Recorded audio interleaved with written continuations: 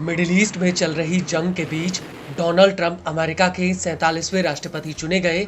अपनी जीत के बाद ट्रंप ने ऐलान किया कि वो युद्ध भड़काने नहीं बल्कि युद्ध रोकने आए हैं और उनके इस बयान से कयास लगाए जा रहे थे कि अगले कुछ ही दिनों में इजराइल और यूक्रेन युद्ध रुक सकता है।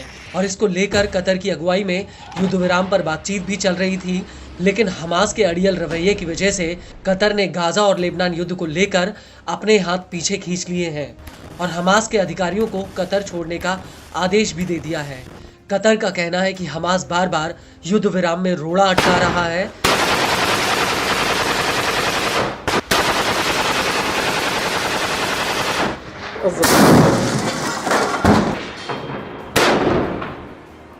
लेकिन इस सब के बीच हिजबुल्लाह के साथ इजराइल की जंग अभी इतनी जल्दी रुकने वाली नहीं है, क्योंकि कुर्सी संभालते ही इजराइल के नए रक्षा मंत्री इजराइल काट्स ने दो टूक कह दिया कि जब तक युद्ध के लक्ष्य हासिल नहीं कर लिए जाते तब तक लेबनान में सीजफायर नहीं होगा।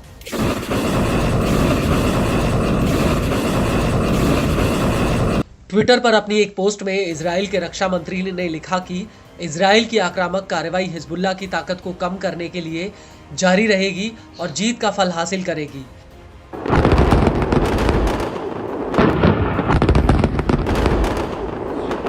कार्ड्स ने अपने इसी बयान में आगे कहा कि जब तक हमारे लक्ष्य हासिल नहीं हो जाते तब तक हम पूरी ताकत से हिजबुल्लाह पर हमले जारी रखेंगे। इजराइल ऐसे किसी भी समझौते पर राजी नहीं होगा जो स्वतंत्र रूप से उसे आतंकवाद को रोकने का अधिकार नहीं देता, जिसमें लेबनान में लक्ष्य को हासिल करना, हिजबुल्लाह का निशस्त्रीकरण और उसे लितानी नदी के पीछे धकेलना और उत्तर के लोगों को वापस उनके घरों में सुरक्षित लौटाना शामिल है।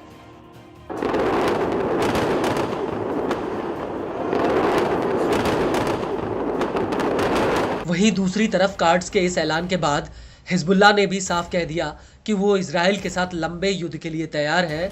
इसको लेकर हिजबुल्लाह के मीडिया अधिकारी मोहम्मद अफीफ ने ऐलान किया कि उन्हें इजराइल या किसी अन्य पक्ष से रचनात्मक युद्ध विराम का कोई प्रस्ताव नहीं मिला है। अफीफ ने कहा कि जंग के मैदान में जिन लड़ाकों ने मोर्चा संभाला है उनके पास पर्याप्त हथियार, उपकरण और लंबे युद्ध की सप्लाई है।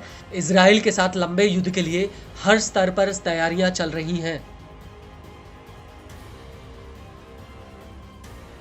وصول الرئيس الأمريكي ترامب إلى سدة الرئاسة وفي فترة شهرين قبل تسلمه الرئاسة بشكل قانوني ورسمي، ففي حراك كبير ما بين واشنطن وموسكو وطهران وعدد من العواصم، كلام كثير في الإعلام، مجموعة كثيرة من الأفكار والمبادرات السياسية، نسمع الكثير من الكلام، ولكن حتى الآن بحسب معلوماتي لم يصل إلى لبنان ولا إلينا أي شيء رسمي بهذا الخصوص।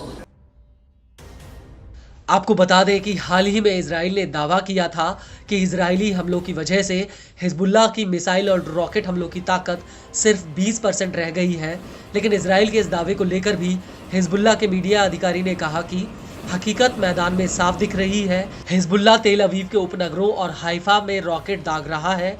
इसके अलावा कब्जे वाले गोलन और हाइफा के कई सैन्य अड्डों पर हिजबुल्लाह हमले कर रहा है और हिजबुल्लाह के हमलों से पहले ये ठिकाने सुरक्षित माने जाते थे।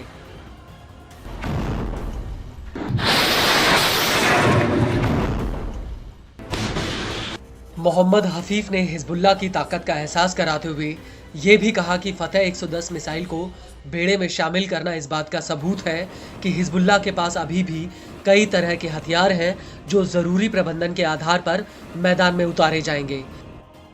हफीफ ने आगे ये भी कहा कि 45 दिनों की खूनी लड़ाई में 5 सैन्य यूनिटें, 2 ब्रिगेड्स और 45,000 सैनिक लेबनान के गांव पर कब्जा करने में असफल रहे हैं।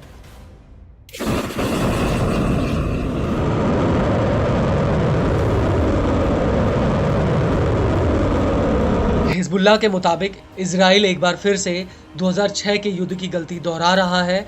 मौजूदा युद्ध में आईडीएफ ने हिजबुल्लाह की ताकत और चुनौती की वजह से कोई लक्ष्य नहीं रखा और वो बिना किसी लक्ष्य के युद्ध में आगे बढ़ा जा रहा है और इसी वजह से हम इजराइल के साथ हर स्तर पर लंबे युद्ध के लिए तैयार हैं, चाहे वो दक्षिणी फ्रंट हो या फिर आंतरिक फ्रंट। हम हर मोर्चे पर इजराइल से लंबी लड़ाई के लिए तैयार हैं।